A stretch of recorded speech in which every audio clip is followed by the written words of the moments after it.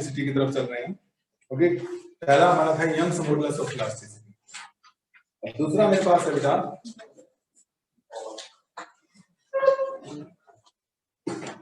Bulls modulus of elasticity.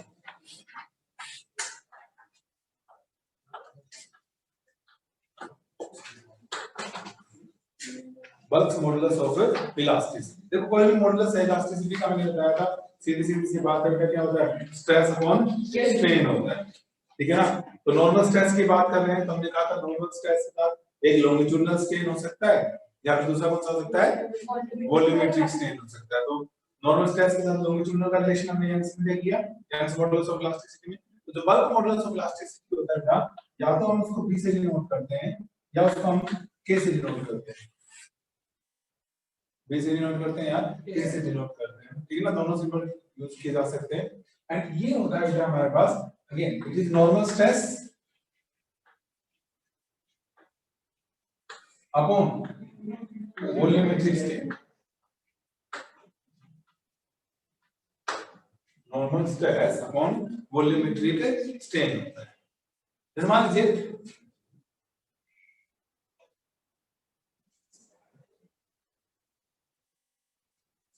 ये कोई sphere है मेरे पास, मान लीजिए इसका वॉल्यूम v है और इसका एरिया क्रॉस सेक्शन कितना है, a है। और मान लीजिए हम इसके ऊपर क्या करते हैं, फोर्स लगाते हैं, चारों तरफ से हमने फोर्स लगाना स्टार्ट कर दिया इसके ऊपर। नॉर्मल लगा हुआ है फोर्स, नॉर्मल कैसे मतलब इसको आगे बढ़ा दो तो अगर ये लाइन हमारी कहां से पास करे बेटा, सेंटर से पास करे तो इसका काम करेगी, नॉर्मल का काम करेगी। रेडियस जो होती है वो सरफेस पे अपने आप में नॉर्मल का काम करती है, ठीक है बेटा। हाइड्रोस्टैटिक भी हो सकता है, ठीक है ना। ये क्या होगा मेरे पास, इस तरीके से हो गया बेटा, ये मैंने फोर्स लगा दिया एंड लेट अस सपोज इसकी वजह से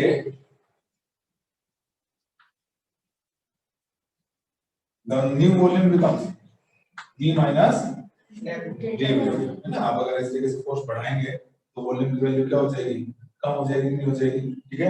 पहले वॉल्यूम v था तब वॉल्यूम कितना हो गया इसका, v minus d volume, ठीक है। तो अगर हम बात करें यहाँ पर देखो बल्क मॉडुलस में नॉर्मल स्ट्रेस तो हो गया, फोर्स अपॉन एरिया हो गया, and volumetric strain change in volume upon original volume. और जब चेंज इन वॉल्यूम की बात करेंगे आप हमेशा क्या करेंगे, फाइनल माइनस क्या करेंगे, इनिशियल करेंगे। तो फाइनल माइनस इनिशियल करोगे आप, क्या बचेगा आपका, will be minus of delta v। तो ये क्या आ जाएगा आपका, minus delta v by v हो जाएगा। तो मैं यहाँ हमने फोर्स लगाया बेटा एंड फोर्स की वजह से इसका volume let us suppose v से कितना हो गया, v माइनस डेल्टा v हो गया है। तो जो चेंज इन वॉल्यूम हो गया वो कितना आ जाएगा आपका, माइनस डेल्टा v हो जाएगा, ठीक है। यहाँ देखते हैं v आ गया मेरे पास, force upon area upon v upon delta v। And मैंने कहा था ये फोर्स नॉर्मल है, नॉर्मल है तो प्रेशर भी कहा जा सकता है इसको।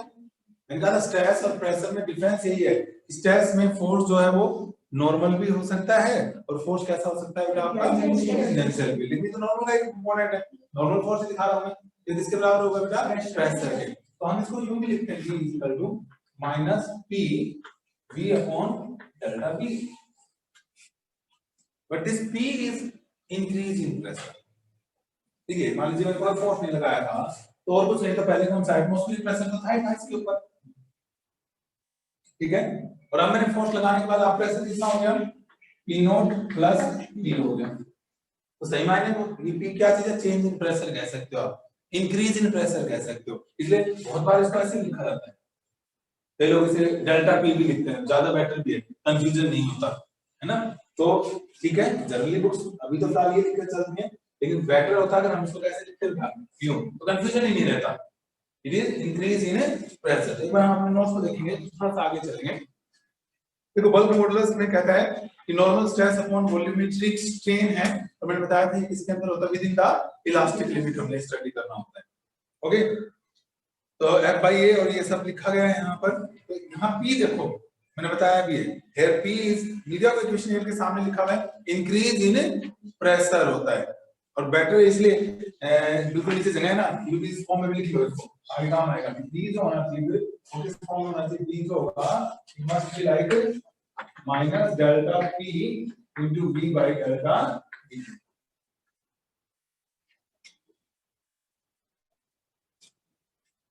कभी कंफ्यूज तो पी लिख दिया मैंने इंक्रीज इन प्रेशर, फिर भी चलो डेल्टा की फॉर्म में लिखो तो याद रहेगा change in pressure, change in pressure into volume upon delta B.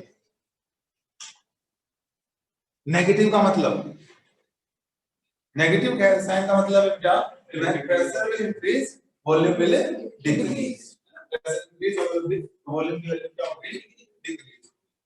ये यहां पर किसका मतलब हो गया हमारे पास, बल्क मॉडुलस में माइनस का फिजिकल सिग्निफिकेंस बता दिया। ये लो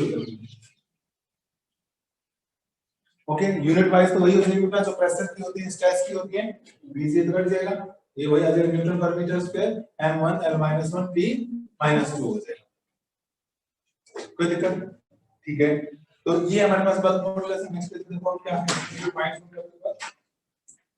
अगर मान लीजिए मैं सेम प्रेशर लगा दूं बेटा, मैं सेम प्रेशर लगा दूं फोर्स के ऊपर, सेम प्रेशर लगा दूं मैं सॉलिड पे, लिक्विड पर और गैस पर, तो चेंज इन वॉल्यूम सबसे ज्यादा किसमें होगा, गैस में।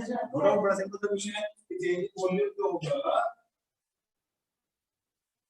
चेंज इन वॉल्यूम जो होगा वो गैस में सबसे ज्यादा होगा, फिर लिक्विड्स में होगा, और फिर किसमें होगा बेटा, सॉलिड्स में होगा। एंड बी जो है inversely proportional to change in volume है, ठीक है। तो क्या हो गया, बी सबसे ज्यादा किसका होगा, सॉलिड, गैसेस का सबसे कम, लिक्विड का सबसे ज्यादा, और सबसे ज्यादा किसका होता है, सॉलिड्स।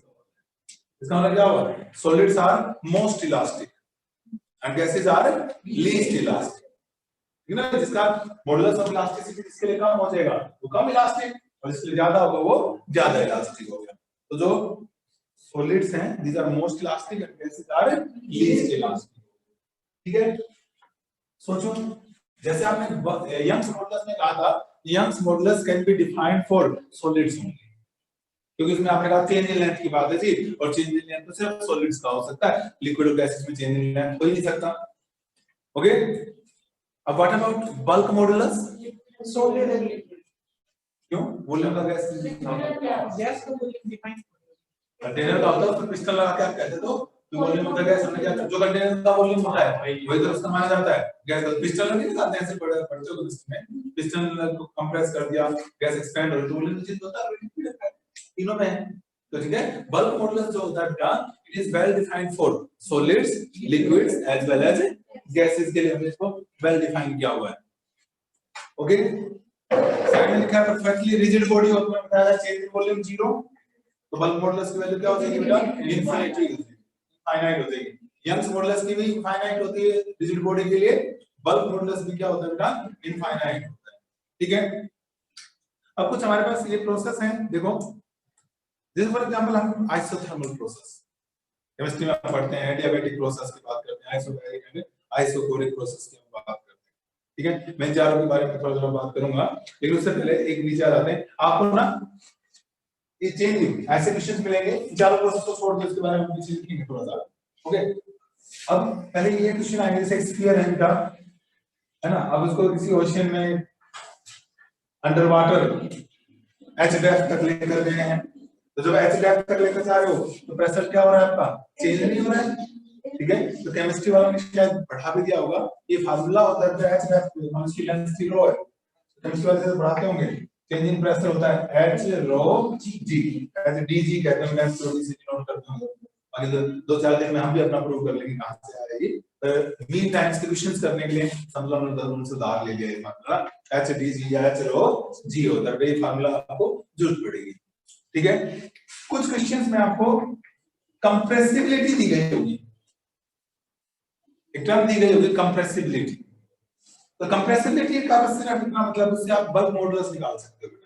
कंप्रेसिबिलिटी जो होती है it is simply 1 by bulk modulus, compressibility is 1 by bulk modulus, हो जाएगा। तो ये हमारे पास लिखा हुआ है, देखो compressibility is 1 by bulk modulus, यानी बल्क मॉडुलस कंप्रेसिबिलिटी हो तो आप d निकाल लेंगे बेटा, 1 by C हो जाएगा। क्लियर है वाली बात है तो ठीक है ना। अब हम कुछ पॉइंट्स लिखेंगे पीछे, जैसे पिछली बार में लिखा था हमने, उस दिन हेडिंग लिखा था हमने few points about Young's modulus, आज लिखेंगे few points about Bulk's modulus, few points about Bulk modulus।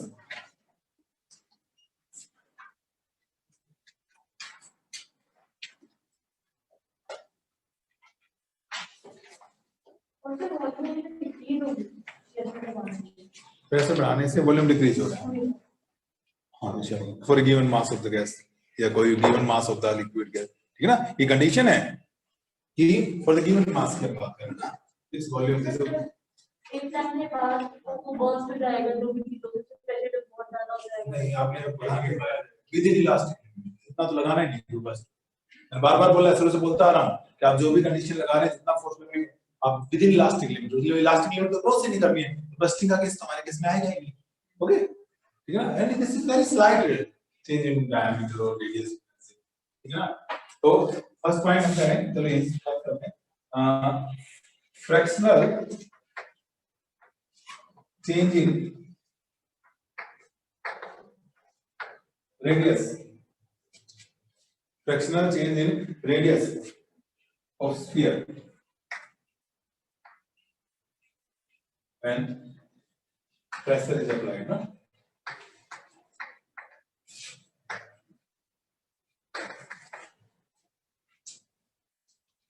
आपने कहा ना वॉल्यूम तो कम ऑलरेडी, क्वेश्चन पूछा जाता है कितना परसेंटेज रेडियस कम है, जब फ्रैक्शनल चेंज समझते हैं, change in radius upon original radius पूछा जाएगा। देखो क्या कह रहा हूं, किस तरीके से समझ सकते हैं। मान लीजिए कंटेनर है और कंटेनर में लिक्विड है, मासलेस पिस्टन लगा हुआ है और इसके अंदर एक स्फीयर है आर रेडियस, आर रेडियस का एक स्फीयर, ठीक है। मान लो इसके ऊपर मैंने फोर्स लगा दिया है, फॉर एग्जांपल मैंने एक mg वेट वाली बॉडी रख दी, ठीक है, हमने इसके ऊपर एक mg वेट की बॉडी को पुट किया है, तो क्या करेगा ये mg वेट जो है इसके ऊपर एक प्रेशर एक्सर्ट करेगा कि नहीं करेगा बताओ, ठीक है ना। मान लो इसका एरिया ये, इसका एरिया, इसका पिस्टन का एरिया, फोर्स लगेगा इसके ऊपर, ये कंप्रेस होगा, अभी आपने बात की। तो हमसे पूछा जाता है कि बताओ इस केस में what is the percentage change in radius. Clear है क्वेश्चन? तो देखो सीधी सीधी बात है बेटा, बल्क मॉडुलस हमें गिवन होगा minus delta P upon delta B into T.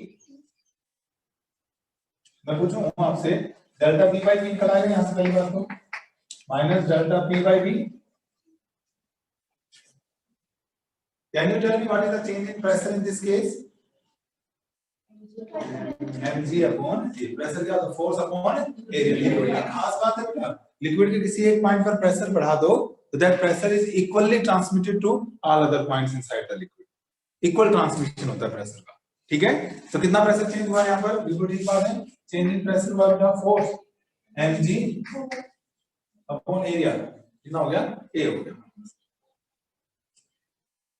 mg upon a,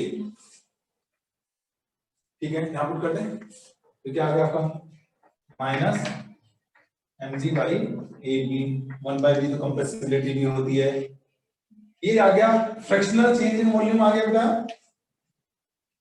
this is fractional change in volume. और मुझसे क्या पूछा गया है, क्वेश्चन क्या पूछा जाएगा, फ्रैक्शनल चेंज इन रेडियस पूछा जाएगा। ओके, तो कैसे करेंगे देखो, v equal to 4 by 3 pi r cube capital और परसेंटेज चेंज निकालने का सबसे आसान तरीका होता है 3 डेल्टा r by r। मैंने कहा था प्रॉब्लम्स के लिए, एमसीक्यूज के लिए तो सीधा तरीका क्या बता रखा है बेटा, delta v by v constant को छोड़ दो और वेरिएबल की पावर को क्या ले आओ, आगे ले आओ, वेरिएबल की पावर क्या आ जाएगी आगे, क्या देगा आपने cr by r, फ्रैक्शन आएगा, परसेंटेज नहीं आएगा, ये फ्रैक्शन में आ जाएगा, delta r by r fraction में आ गया, इसका 100 से मल्टीप्लाई कर दो तो क्या हो जाएगा, फ्रैक्शन की वैल्यू होता है।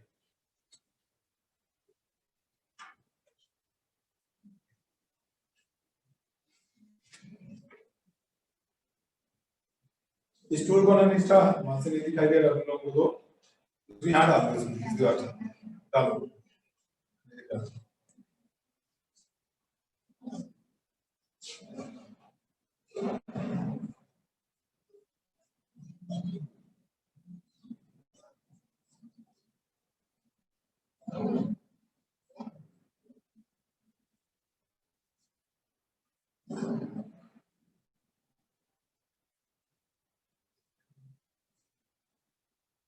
तो भाई ये मतलब ये तरीका ना एमसीक्यूज के लिए बेस्ट है प्रॉब्लम्स को सॉल्व करने के लिए, तो ना अदरवाइज तो टाइम लग जाता है solve करने में। बस यहाँ पे इसको फिर रिपीट कर ले 1 and 2 को, इक्वेटिंग 1 and 2 ये आ जाएगा बेटा 3 delta r by r is minus mg by ab delta r by r minus 1 by 3 mg by minus sign दिखाता है रेडियस कर ले डिक्रीज, अपना सिग्निफिकेंस है इस केस में रेडियस डिक्रीज होगी।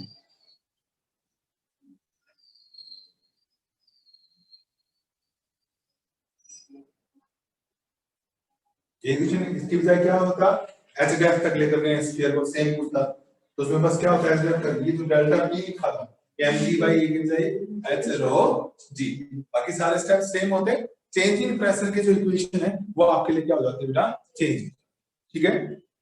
जो कॉन्सेप्ट समझे v है हमारे पास change in pressure upon delta v into v, मैंने कहा डेल्टा v बाय v निकाल लिया तो मुझे रेडियस का चेंज निकालना है तो वॉल्यूम के चेंज से निकलेगा, डेल्टा v बाय v हो गया मेरे पास ये इक्वेशन। अब हमें दे रखा है मैंने इससे अज्यूम कर लिया कि पिस्टन है, पिस्टन की प्राइमरी मास है तो जो चेंज इन प्रेशर वो mg बाय क्या हो गया a हो गया, mg बाय a हो गया हमारे पास, ठीक है। मैंने कहा कि अगर ये ना आगे वो कहता sphere is taken to a depth of h, ठीक है, एंड जनरली वो डेंसिटी आपको देगा कांस्टेंट देगा, डेंसिटी वेरिएबल नहीं देगा वो, ओके दैट्स रो जी मान लेंगे उसको को प्रेशर देंगे डेल्टा v बाय v आ गया। अब ये v निकालना था v four by 3 by r cube, तो डेल्टा v बाय v निकालना है वो कांस्टेंट को छोड़ दो वेरिएबल की पावर को आगे ले आओ delta r by r, clear first point. अगला पॉइंट नंबर 2 लिखो, बहुत लेट चलता है छोटा नहीं वेट कर ले इसको, इस इक्वेशन को इस इक्वेशन में इक्वेट करते हैं delta v by delta a 1 और 2, ठीक है, डेल्टा r बाय r।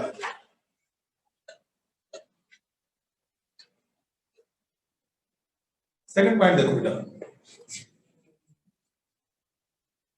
मान लीजिए मेरे पास आइसोबैरिक प्रोसेस है केमिस्ट्री में, चलो थोड़ी देर थर्मोडायनामिक्स में, now tell me what is the isobaric process, pressure, iso means same, baric means barometer, इसमें बैरोमीटर की रीडिंग सेम है, बैरोमीटर प्रेशर को मापता है नहीं, इसलिए क्या हो गया आपका प्रेशर कांस्टेंट, इसलिए मैंने बताया क्या क्या करते हैं प्रेशर कांस्टेंट वर्क मॉडुलस में, इसलिए मैंने समझा ये डेल्टा के लिए आप लोगों से, वरना बच्चे कहते हैं प्रेशर कांस्टेंट कुछ तो वैल्यू होगी, लेकिन अब डेल्टा p कितना हो गया 0 हो गया बेटा, अदरवाइज मैं ये लिख के ना बोलूंगा ये 0 हो गया तो बोलते में समझ में आती है ना, ओके क्लियर है ये वाली बात।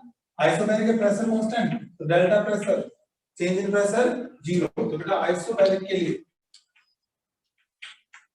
बल्क मॉडुलस 0,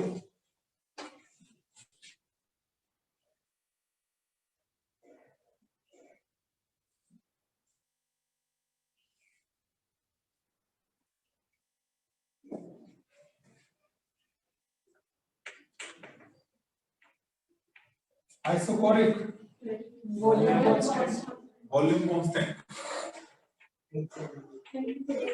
डेल्टा v 0, ठीक है, क्या बोला इन्फिनिटी कर दो इन्फिनिटी, यहां से डेल्टा v 0 बल्क मॉडुलस क्या आ जाएगा इन्फिनिटी आ जाएगा।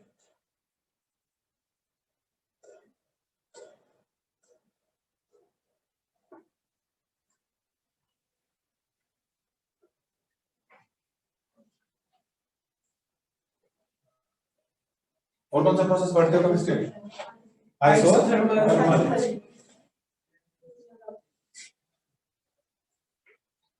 Isothermal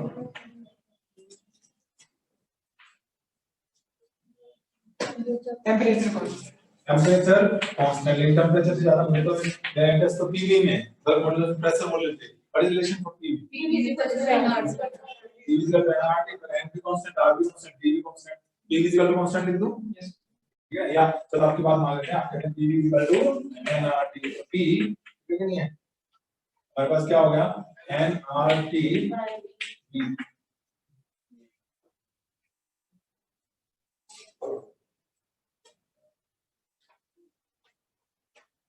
It is delta P by P, वही तरीका अपना, इसको छोड़ देंगे, कौन कांस्टेंट है N R और T, जैसे टेम्परेचर वेरिएबल होता है, पर आइसोथर्मल में तो N R और T तीनों क्या हो गए कांस्टेंट, छोड़ देंगे। आगे बोलो क्या लिखूं? -1 आगे बेस्ट वे,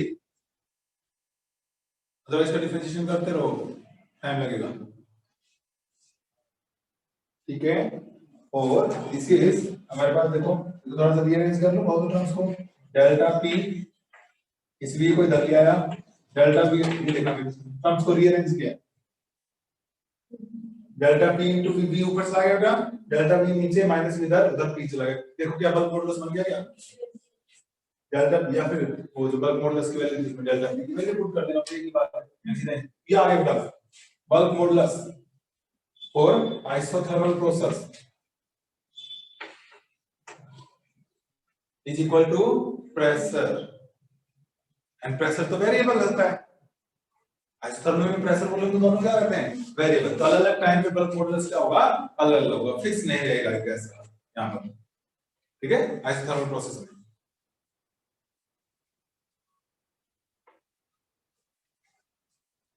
अगला बोलो एडियाबैटिक प्रोसेस होता है, next is our adiabatic process.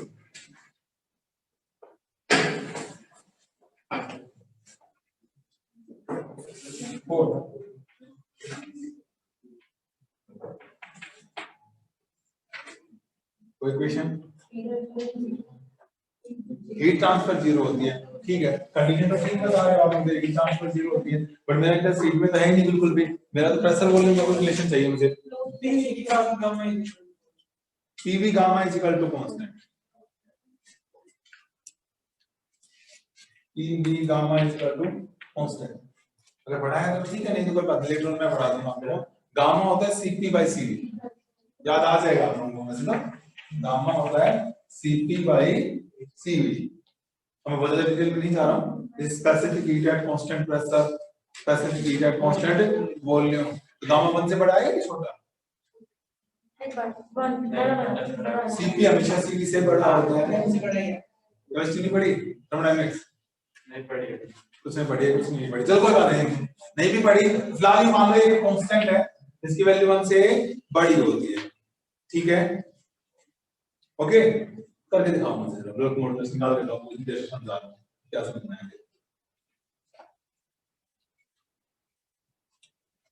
अभी तो क्या था, पावर आगे ले आए थे, सब करो इसमें भी, और एक हेल्प कर देता हूं भाई, अगर इसके बाद नहीं करेंगे तो क्या है, करो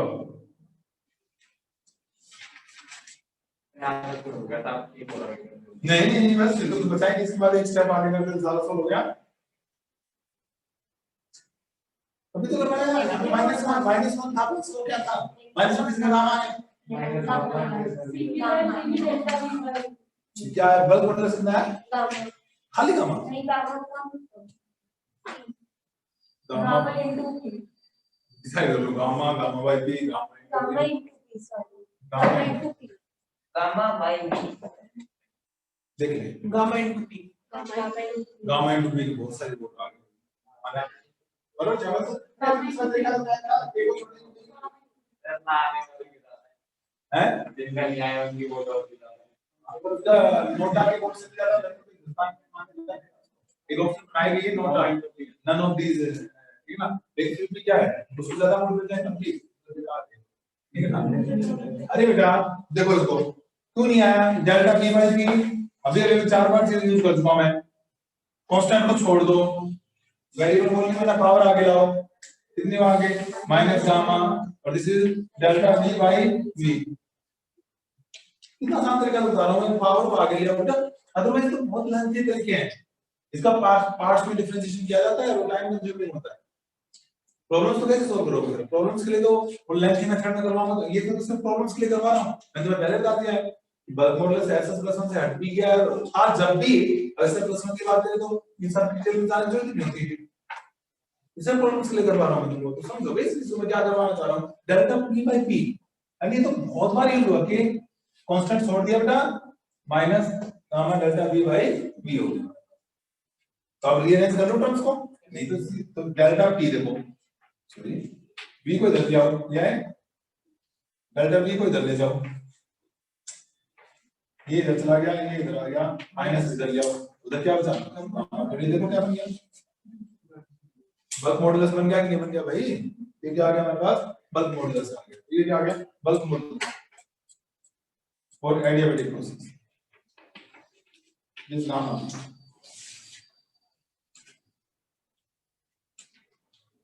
गामा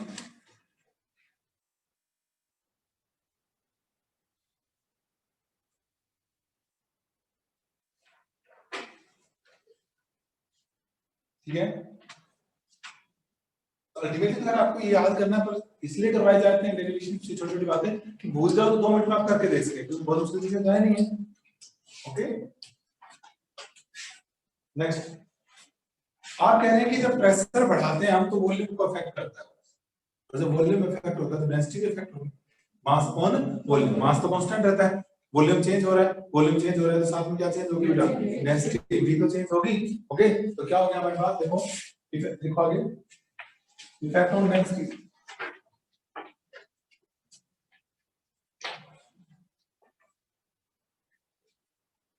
इफेक्ट ऑन डेंसिटी,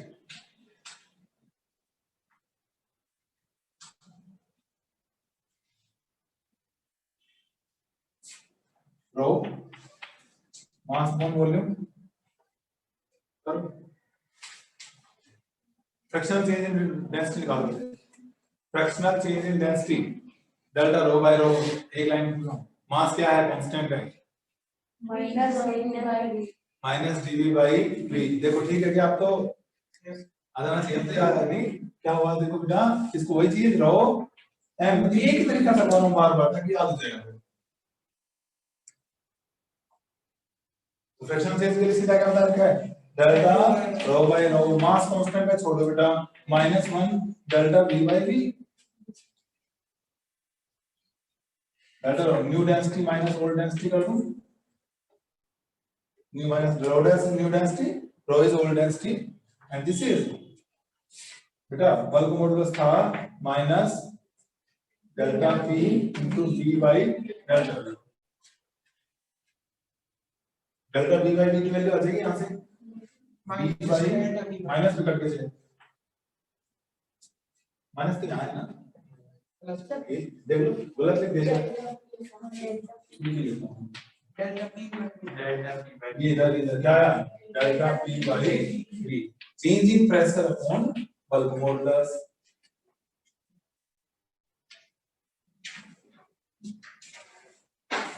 नहीं डेंसिटी आ जाएगी तो मल्टीप्लाई कर लेते हैं, रो डेस इज रो 1 प्लस, अगर स्टेप में सीधा लिख दिया हमने, आप चेक करेंगे डेल्टा P बाई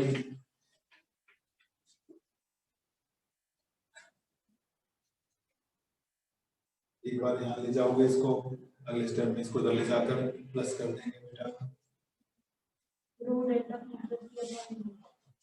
हो गया। और rho dash is rho 1 plus 1 by V is compressibility into change in pressure, 1 by V बेटा, 1 बाई V को कंप्रेसिबिलिटी लिख सकते हैं ना, थोड़ा ये डिनोमिनेटर खत्म कर दिया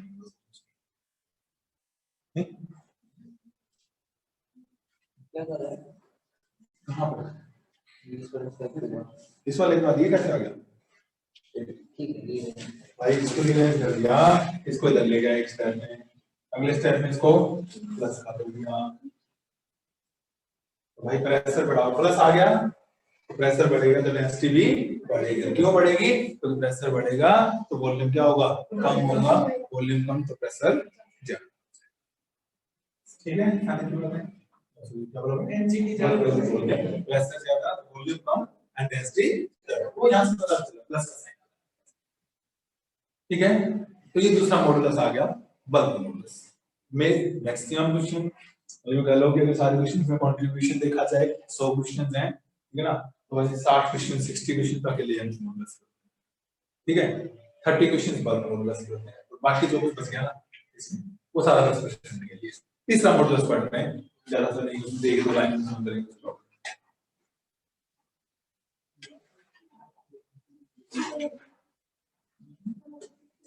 क्या है कुछ डेल्टा पी वैसे तो बी नॉट डेल्टा पी तो डेल्टा पी लिखा है 1 by b क्या होता है, कैपेसिटी बोलता है बल्क मॉडुलस का रेसिप्रोकल हो गया। चलो आगे नहीं पेज नंबर 5 पे आ जाओ। मॉडुलस ऑफ रिजिडिटी, ठीक है, तीन मैं समझा चुका हूं कॉम्बिनेशन कैसे बनने वाला, ठीक है ना, नॉर्मल वाले खत्म दोनों, वॉल्यूमेट्रिक लॉन्गिट्यूडनल। अब मैं लगा रहा हूं टेंजेंशियल, है ना, टेंजेंशियल लगाऊंगा तो सीरिंग स्ट्रेन पैदा होगा, है ना, वो तो मॉडुलस होता है बेटा सीधा मॉडुलस ऑफ रिजिडिटी होता है। आप देख रहे हैं बहुत सारे हमने शायद कम यूज होता है हमारे पास। ये था फॉर फिर एक बार याद दिला देता हूं तुम लोगों को, हमने क्या किया था बेटा, इस फेस को फिक्स किया था और इसके ऊपर हमने परपेंडिकुलर ना टेंजेंशियल फोर्स लगाया था, टेंजेंशियल, तो मैंने कहा ये वाली चीज सरक कर थोड़ा सा यहां पहुंच जाएगी, although this angle will be very very इतना बड़ा नहीं होगा ये, ठीक है, पर फिर भी समझने के लिए इतना बड़ा मुझे दिखाना पड़ेगा। ये वाली जो सरफेस थी मान लीजिए जिसके ऊपर मैंने फोर्स लगा रखा है, लेट सपोज ये एरिया नहीं है, ठीक है, तो मॉडुलस ऑफ रिजिडिटी जो हो गया बेटा, ये क्या हो गया आपके पास, टेंजेंशियल स्ट्रेस और शियर स्ट्रेस,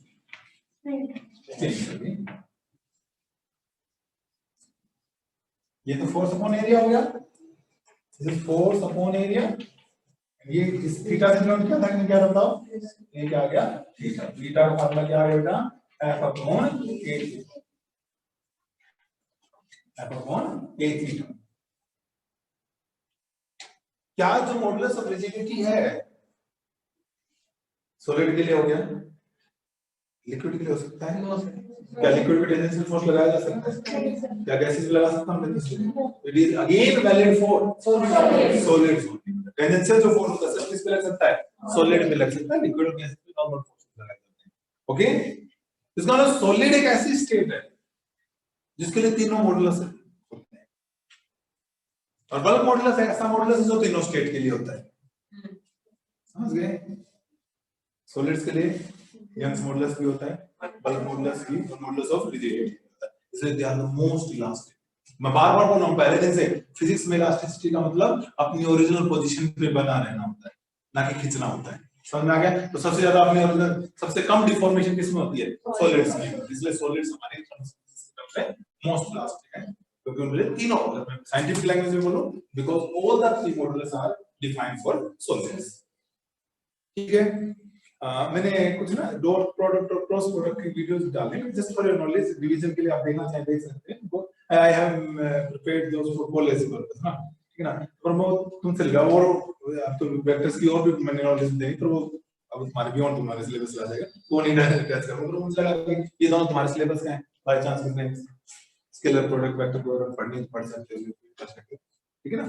एनीवे, तो ये कहता है बेटा, अच्छा मैं दो पॉइंट्स पढ़ रहा हूं, कहता for most of the materials theta की जो वैल्यू होती है वो यंग्स मॉडुलस का 1/3 होती है, मोस्ट ऑफ द सॉलिड्स के लिए प्रूफ की जरूरत नहीं है, बहुत ज्यादा यूज भी नहीं होने वाली चीज है ना, मैंने कहा ये है ही ऐसे बहुत कम यूज होता है, थीटा सॉलिड्स के लिए होता है बता दिया, and metals have larger value of modulus of जो भी है rigidity as well as Young's modulus and alloy, ये अलॉयज की भाई मैंने कहा अलाउज नहीं किया, बच्चों का साल से पढ़ाई किसी ने बताया कि सर आप लोग लिखना मेरी तरफ होते अलॉयज पढ़ रहे हैं, मैं लिखा था मैं पढ़ के आज नजर गई 3 साल में ना, ये अलॉयज है बेटा, ठीक है, अलॉयज की बजाय मेटल्स का ज्यादा होता है, अगर क्वेश्चन मिल ही जाए इसका तो यूज, ठीक है। तो एक जो टॉपिक और सिलेबस में रखा है, हां नहीं पढ़ते, ना पढ़ोगे तो फिर पढ़ जाएंगे, किसी ने पढ़े हां, जो अब एक लिस्ट में बता रहे थे, एक और टॉपिक जो किसी ने छोड़ा वो ये छोटा है, stress strain relationship for the metallic wire, नहीं ये है सिलेबस में, तुम्हारे बोर्ड के सिलेबस में रखा हुआ है, अब जब मुझे से दिया जाता तो मैं इसको काटता, तीनों मॉडुलस को बचाता, ठीक है। पर चलो क्या, मेरे हाथ में कैची नहीं थी। क्या है, पढ़ते हैं इसे। मेरे एक्सप्रेशन से लग रहा होगा कि मुझे पसंद नहीं है ये आर्टिकल पढ़ाना, तो मेरी मजबूरी है, सिलेबस में पढ़ाना पड़ेगा कुछ चीजें, तो लेकिन इसमें से निकल कर आएंगे इस बात। देखो ये वही है बुक्स ला जब हम पढ़ रहे थे, तब इंट्रो से क्या था, ये क्या गया था, ये स्प्रिंग ली गई थी और इसके यहाँ पर हमने कहा था पेन अटैच किया गया था, यहाँ पर एक पॉइंटर था बेटा, मिरर के ऊपर स्केल बनाई गई थी। क्यों बनाई गई थी मिरर के ऊपर स्केल? एक्यूरेसी से रीडिंग लेने के लिए, क्योंकि इस प्लेन मिरर में इसकी टिप दिखेगी तो जिस पॉइंट पर इसकी टिप निकलेगी एग्जैक्टली वो हमारे पास क्या आ जाएगी, रीडिंग आ रही है। यानी हम एक्सटेंशन कैसे लिया था, वेट रखते गए थे, पर इतना वेट नहीं रखना है कि इसकी इलास्टिक लिमिट क्रॉस हो जाए। लेकिन आज एक बार इलास्टिक लिमिट को क्रॉस करके देखते हैं, ठीक है। ओके, तो क्या होता है हमारे पास, देखो हम ग्राफ प्लॉट कर रहे हैं, स्ट्रेन यानी कि एक्स से रिलेटेड है, चेंज इन लेंथ से रिलेटेड है बेटा, और स्ट्रेस फोर्स से रिलेटेड है, फोर्स को रिलेटेड। जब तक मैंने कोई वेट नहीं रखा, देयर इज नो